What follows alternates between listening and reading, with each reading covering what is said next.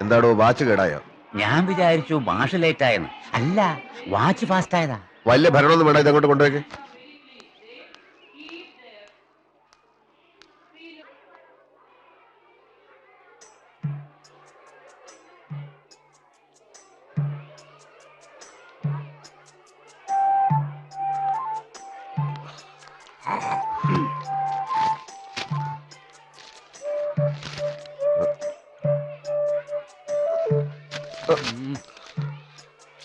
ഇന്നലെ ഉറങ്ങാൻ കുറച്ചു വൈകി.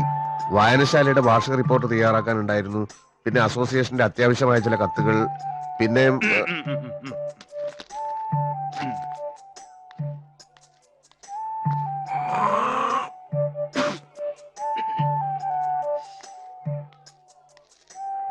വായനശാലയ്ക്ക് വളമിടാൻ പോയോ, അസോസിയേഷന് വെള്ളമൊഴിക്കാൻ പോയോ, ഇതൊന്നും എനിക്ക് അറിയേണ്ട കാര്യമില്ല.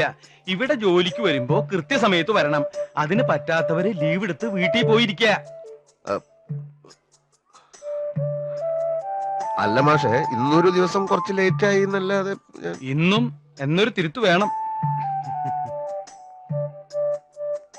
മേലിൽ ആവർത്തിക്കില്ല എന്ന് ഉറപ്പ് തന്നാൽ ഒപ്പിടാം. ഉറപ്പ് വാഗൊണ്ട് വെറുതെ തന്നാ മതിയോ, അല്ല പേപ്പറിൽ എഴുതി തരണോ?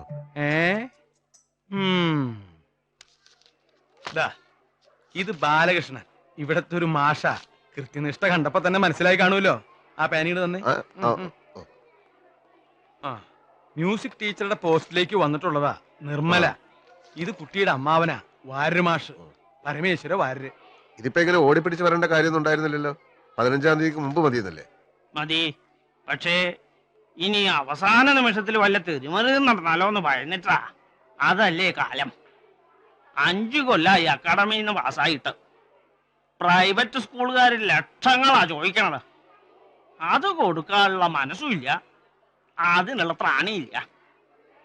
ആരുടെയോ പുണ്യം കൊണ്ട് ഞാൻ പഠിപ്പിച്ച ഒരു കുട്ടിയുടെ അമ്മാവനാണ് ഇപ്പോഴത്തെ വിദ്യാഭ്യാസ മന്ത്രി. അങ്ങേരുടെ ഒരു ഉത്സാഹത്തിലാ ഇതിപ്പോ ഇങ്ങനെയൊക്കെ വന്ന് ഭവിച്ചത്. അപ്പോയിന്റ്മെന്റ് ഓർഡർ കിട്ടിയപ്പോ കൂടുതലൊന്നും ആലോചിച്ചില്ല. പെട്ടിയും കിടക്കയും എടുത്ത് ഇങ്ങോട്ട് പോന്നു. ഇനിയിപ്പോ കുട്ടിയതാ ഇവിടെ ഏൽപ്പിക്കാ. ഞാൻ പോവാ. സമാധാനായിട്ട് പോയിക്കോളൂ. ഇയാൾക്ക് ഇവിടെ ഒരു ബുദ്ധിമുട്ടും ഉണ്ടാവില്ല. പരിചയമില്ലാത്ത സ്ഥലം, പരിചയമില്ലാത്ത ആളുകള്, താമസിക്കാനൊരു സ്ഥലം കിട്ടുവോ? ആഹാര കാര്യങ്ങൾ എങ്ങനെ? അങ്ങനെ പല പല ശങ്കയുണ്ടായിരുന്നു. നന്ദിയുണ്ട്, വളരെ വളരെ നന്ദിയുണ്ട്. എന്നാ പിന്നെ ഷിബു, എന്നാ മോളെ ആ സാധനങ്ങളൊക്കെ എടുത്ത് സ്റ്റാഫ് റൂമിൽ കൊണ്ടുവയ്ക്കുക.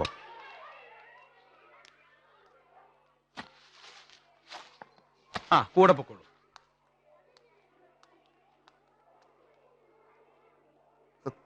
പുറമേന്ന് ആരെങ്കിലും കാണാൻ വരുമ്പോ ആളാവുന്ന സ്വഭാവം സാറിന് പണ്ടേ ഉള്ളതാണല്ലോ. ആളായതല്ലടോ, ഇത് വളരെ ഡിസിപ്ലിനോട് കൂടി നടക്കുന്ന ഒരു സ്ഥാപനമാണെന്ന് ആ കുട്ടി തെറ്റിദ്ധരിച്ചോട്ടെ എന്ന് കരുതി ഞാൻ കളിച്ചിരുന്ന നാടകല്ലടോ. അത് ശരി. ഞാൻ വല്ലപ്പോഴും താമസിക്കാറുണ്ടെങ്കിലും കൃത്യമായ സ്കൂളിൽ വരാറുണ്ട്. സാറിപ്പോ വന്നിട്ട് എത്ര ദിവസമായി? എന്താ സാറിപ്പോ വന്നിട്ട് എത്ര ദിവസമായെന്ന് ഉത്തരം പറഞ്ഞിട്ട് മുറിക്കാ മതി. എടോ, വീട്ടിലെ കാരണവർക്ക് അടുപ്പിലുമാവാം. ടീച്ചറിരുന്നോളൂ, എനിക്ക് അങ്ങനെയൊന്നുമില്ല. കുട്ടികൾക്ക് മാഷന്മാരെ വലിയ പേടിയൊന്നുമില്ല. പക്ഷെ എന്റെ തലവട്ടം കണ്ടാൽ അപ്പാപ്പെടുക്കും. എന്തുകൊണ്ടാ? ജോലിയോടുള്ള ആത്മാർത്ഥത. അല്ല, ഞാനിവിടുത്തെ ചുറ്റുപാടുകളൊക്കെ ഒന്ന് പറഞ്ഞു കൊടുക്കുകയായിരുന്നു. മുഴുവനും പറഞ്ഞു കൊടുത്തോ? മുഴുവനും വിട്ടു കൊടുത്തിട്ടില്ല. ഇനി സമയമുണ്ടല്ലോ. ബാലന്മാര് താമസിച്ചോണ്ട് നമ്മുടെ PTA ക്ലാസ്സിലേക്ക് വിട്ടിട്ടുണ്ട്. അങ്ങനെ ആ പിള്ളേരെ ഒരു വഴിക്കാക്കണതിന് മുമ്പേ വേഗം ചെല്ലാൻ നോക്ക്. അത് ഞാൻ നോക്കിക്കോളാം. താനൊരു കാര്യം ചെയ്യും, ഒരു ചായ വാങ്ങിച്ചോണ്ടോ. ഇപ്പോഴോ? പിന്നല്ലാതെ. ടീച്ചർക്ക് ഇപ്പൊ വേണ്ട, എപ്പ വേണമെങ്കിലും പറഞ്ഞാൽ മതി. നമ്മുടെ പ്യൂണ. ആ കുപ്പി നന്നായി കഴുകിയെടുത്തിട്ട് പോടോ. എവിടെയാ ടീച്ചറുടെ നാട്? പയ്യന്നൂരാ. ഓഹോ, പയ്യന്നൂരെന്ന് പറയുമ്പോ സഖാവ് മാണിക്കോത്ത് കാണാറുണ്ട്. അവരുടെയൊക്കെ അടുത്താ. ഓഹോ. ഇനിയിപ്പോ ടൈം ടേബിൾ മാറ്റി എഴുതണം. നാളെ തുടങ്ങാം ക്ലാസ് ഒക്കെ. ഇന്ന് മറ്റു മാഷന്മാരെയൊക്കെ പരിചയപ്പെടാം. ദൂരയാത്ര കഴിഞ്ഞ് വന്നതല്ലേ, റെസ്റ്റ് എടുത്തോളൂ. എനിക്ക് ക്ലാസ് ഉണ്ട്. എന്താ നിൽക്കുന്നത്? ഇരിക്കാൻ വല്ല ബുദ്ധിമുട്ടുണ്ടോ? അപ്പൊ ഇരുന്നോളൂ.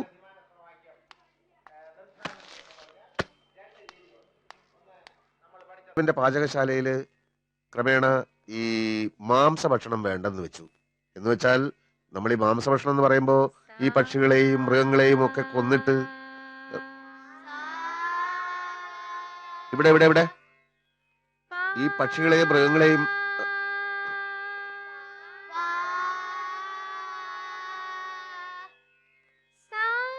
ഇവിടെ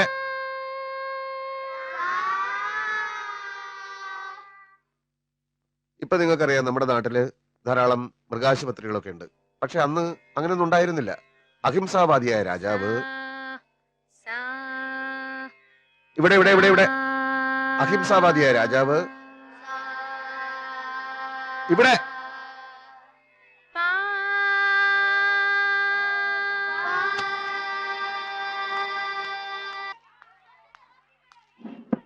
എനിക്ക് ക്ലാസ് എടുക്കാൻ പറ്റില്ല. തൊട്ടപ്പുറത്ത് കിടന്ന് കാറുമല്ലേ താറാക്കൂട്ടത്തിന് കല്ലെറിഞ്ഞ മാതിരി. സയൻസും കണക്കും മാത്രം മതിയോ? കുട്ടികൾക്ക് ഇത്തിരി സംഗീതമൊക്കെ വേണ്ടേ? പിന്നെ സംഗീതം പഠിച്ചിട്ട് പിള്ളേർ മുഴുവൻ ചെമ്പൈ വൈദ്യനാഥ ഭാഗത്തിലാകാൻ പോവല്ലേ. ചെമ്പയും വൈദ്യനൊക്കെ അവിടെ നിക്കട്ടെ. ആ പാവം കുട്ടിക്ക് ഒരു പണി കിട്ടിയതല്ലേ, അതൊരു വഴിക്ക് നടന്നോട്ടോ. ഓ നടന്നോട്ടെ, ഞാൻ ലീവ് എടുത്തോളാം. എന്ന് പറഞ്ഞാൽ എങ്ങനെയാ? എന്ന് പറയാതിരുന്നാൽ എങ്ങനെയാ? ഇങ്ങനെ ഒരു ബഹളത്തിൽ എന്നെ കൊണ്ട് പഠിപ്പിക്കാൻ പറ്റില്ല.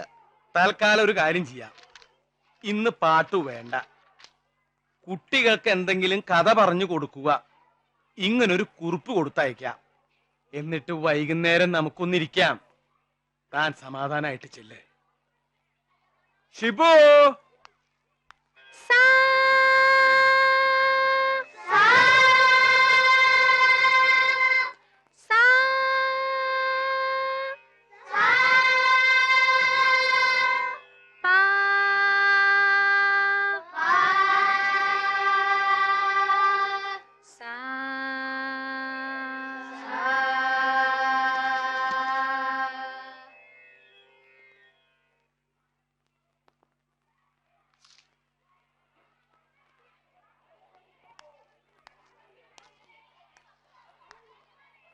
അപ്പോൾ ബുദ്ധമതം സ്വീകരിച്ചതിന് ശേഷം അശോക ചക്രവർത്തിയിലുണ്ടായ മാറ്റങ്ങളെ പറ്റിയാണ് നമ്മളിവിടെ സംസാരിച്ചുകൊണ്ടിരുന്നത്. അതിൽ പ്രധാനപ്പെട്ട കാര്യങ്ങൾ എന്തൊക്കെയാണ് അദ്ദേഹം ചെയ്തത്? ആദ്യമായിട്ട് രാജാവിന്റെ സുഖഭോഗങ്ങളും വിനോദങ്ങളും ഒക്കെ വേണ്ടെന്ന് വെച്ചു. അദ്ദേഹം അഹിംസാവാദിയായി.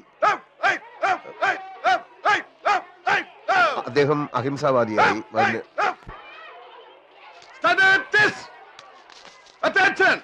Exercise begin! 1, 2, 3, 4, 5, 6, 7.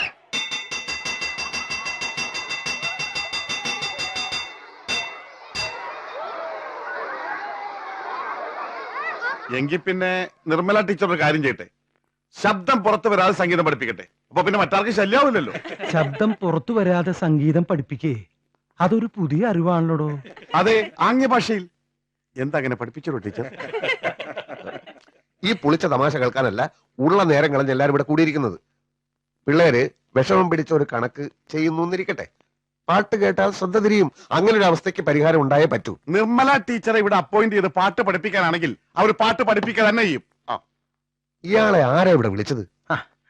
രമ്യമായ ഒരു പരിഹാരം ഉണ്ടാക്കാൻ ആർക്കെങ്കിലും വല്ല നിർദ്ദേശം ഉണ്ടെങ്കിൽ അത് പറ. ഈ സ്കൂളിന് ധാരാളം കോമ്പൗണ്ട് ഉണ്ട്, മരങ്ങളുണ്ട്. കുട്ടികളെ തണലത്ത് എവിടെയെങ്കിലും ഇരുത്തി പാട്ട് പഠിപ്പിക്കാലോ. അത് ശരി, നിങ്ങളൊക്കെ ആദ്യന്മാര്, നമുക്ക് രണ്ടുപേർക്കും ഭ്രഷ്ട്. എന്നാ പിന്നെ ഡ്രില്ലെടുക്കുന്നത് ക്ലാസ് മുറിയിലാക്കാം എന്നാണ് ഞാൻ പറഞ്ഞത്. സംഗീതത്തോട് സ്നേഹമില്ലാത്തവർ ഇതിനപ്പുറം പറയും. ഇയാളൊന്ന് വെറുതെ ഇരിക്കടോ. ബാലന്മാഷ് മുന്നോട്ട് വെച്ച നിർദ്ദേശത്തെ പറ്റി ടീച്ചർ എന്തു പറയണു? മറ്റുള്ളവരെ ശല്യപ്പെടുത്തുന്നതായി പോയല്ലോ എന്റെ വിഷയം എന്ന് ആലോചിക്കുമ്പോ എനിക്ക് വിഷമമുണ്ട്. ഇതിലിപ്പോ അങ്ങനെ വിഷമിക്കാനൊന്നുമില്ലല്ലോ. മുറ്റത്താവുമ്പോ നല്ല കാറ്റ് കിട്ടും. മറ്റ് ക്ലാസ്സുകളിലെ ഒച്ചയും ബഹളവും ടീച്ചറുടെ ക്ലാസ്സിനെ ബാധിക്കുകയില്ല. കൈമൾ സാർ പറയണ പോലെ ചെയ്യാം. Very good. അപ്പൊ പ്രശ്നം തീർന്നല്ലോ, നമുക്ക് പിരിയാം. സംഗീതത്തോടുള്ള നിങ്ങളുടെ ഈ സമീപനം എന്നെ ലജ്ജിപ്പിക്കുന്നു. ഒന്ന് പിരിഞ്ഞു പോവാ എന്റെ മാഷേ, സമയം കുറെ ആയില്ലേ. എന്താ ചെയ്യ?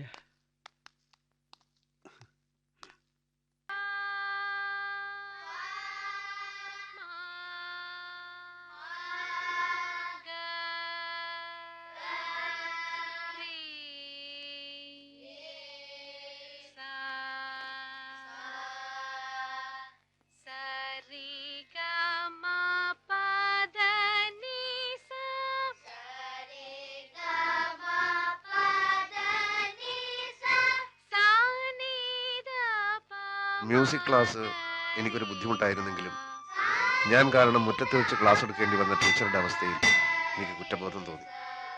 അത് വെറും കുറ്റബോധം മാത്രമായിരുന്നു. അല്ല, തുളസിക്കതിരിന്റെ പരിശുദ്ധിയുള്ള ആ മുഖം, ഹൃദയത്തിലേക്ക് ആഴ്ന്നിറങ്ങുന്ന ആ സ്വരമാധുരി എന്റെ ഉള്ളുണർത്തി എന്ന് പറയുന്നതാവും ശരി. ഇന്ന് ബുദ്ധിമുട്ട് തോന്നിയോ? ബുദ്ധിമുട്ട് ഇല്ല. എന്തേ? അല്ല, കുറെ കൂടെ മാറ്റി ക്ലാസ് മതിലിന് പുറത്തേക്ക് ആക്കണോന്ന് അറിയാൻ വേണ്ടി ചോദിച്ചതാ. അതിന്റെ ഒന്നും ആവശ്യമില്ല. കൈമൾ സാർ പറഞ്ഞതുപോലെ സംഗീതം പഠിപ്പിക്കാൻ തുറന്ന സ്ഥലം തന്നെയാ കൂടുതൽ നല്ലത്.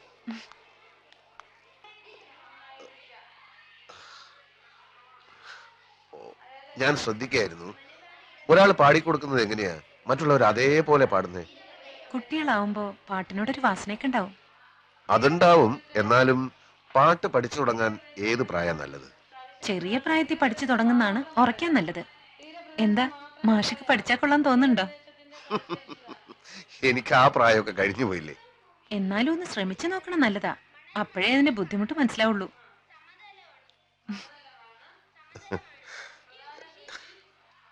ടീച്ചറെ ഹെഡ് മാഷ് വിളിക്കണു.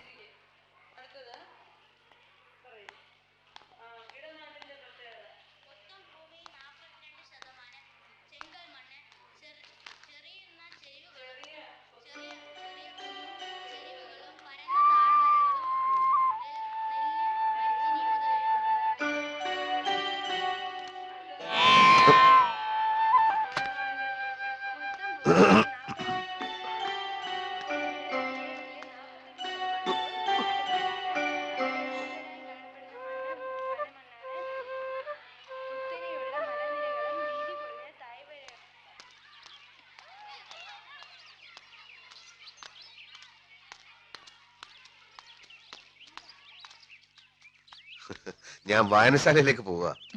ജനറൽ ബോഡി മീറ്റിംഗ് ഉണ്ട്. വായനശാലയുടെ സെക്രട്ടറി ഞാനാ. ടീച്ചർക്ക് ഞങ്ങളുടെ നാടൊക്കെ ഇഷ്ടപ്പെട്ടോ? ആ, നാട് കൊള്ളാം. എന്ന് വെച്ചാൽ നാട്ടുകാർ കൊള്ളൂലെന്നാണോ?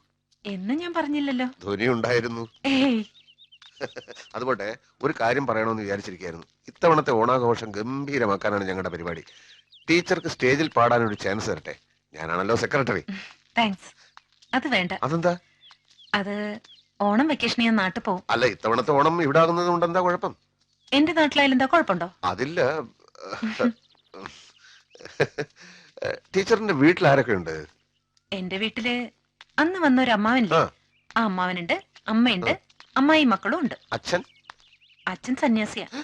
സന്യാസിയോ? ആ, ഇപ്പൊ ഏതോ ആശ്രമത്തിലുണ്ട്. അച്ഛൻ അത്രക്ക് ആത്മീയവാദിയാണോ? ആത്മീയവാദിയായിട്ടൊന്നുമല്ല, പ്രാരാബ്ദങ്ങൾ ഏറ്റെടുക്കാൻ വയ്യാത്തോണ്ടാ. ഓഹോ, എല്ലാവരുടെ ജീവിതത്തിൽ ഉണ്ടാവും പ്രാരാബ്ധത്തിന്റെ ഒരു കാലഘട്ടം. എന്റെ ജീവിതത്തിൽ ആ ഘട്ടം കഴിഞ്ഞു. ഇപ്പോ ഒന്ന് സെറ്റിൽ ചെയ്യാം എന്നായിട്ടുണ്ട്. ഏതായാലും ടീച്ചറിന്റെ ഈ തുറന്ന മനോഭാവം എനിക്ക് വളരെ ഇഷ്ടമായി. ഇപ്പോഴത്തെ പെൺകുട്ടികൾക്ക് ഇല്ലാത്തതാണിത്. എന്തോ ടീച്ചറിനെ പറ്റി കൂടുതൽ അറിയാനും സംസാരിക്കാനും ആഗ്രഹം തോന്നുന്നു. ആട്ടുംകാട്ട് ഇട്ടാ പോരാ, ചാണടണം. അല്ലെങ്കിൽ ടീച്ചർ നടന്നോളൂ. എനിക്ക് ഇവിടെ ഒരു സ്ഥലത്ത് വായനശാല അവിടെയല്ലേ? വായനശാലയിലേക്ക് നാളെ പോയാലും മതി. അപ്പൊ ജനറൽ ബോഡി മീറ്റിംഗ്? ഞാനാണല്ലോ സെക്രട്ടറി. മീറ്റിംഗ് മാറ്റാം. പുഴുക്കേട് ഉണ്ടെങ്കിൽ വെട്ടിക്കളയടോ.